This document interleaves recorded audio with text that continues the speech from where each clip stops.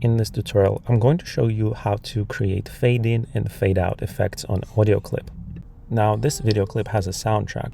To make a fade in effect for your audio, starting from silence and gradually increasing the audio volume, first locate this little square in upper left corner of your audio clip, which only shows up when you hover your mouse over it. Then all you have to do is click on this box and start dragging it to the right. Drag it down or up to change the style of the curve. Now here you just have to be intuitive to see how you want to change your audio volume curve. When you're done, simply release and play the video again. And now as I play the video, the soundtrack starts to increase in volume gradually. Now to fade out the audio clip, you're going to do the same thing from the other side. So there's another controller here.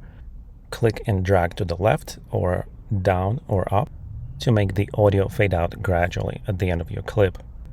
Okay guys, and this is pretty much the basic way of fading in and fading out audio in Premiere Pro.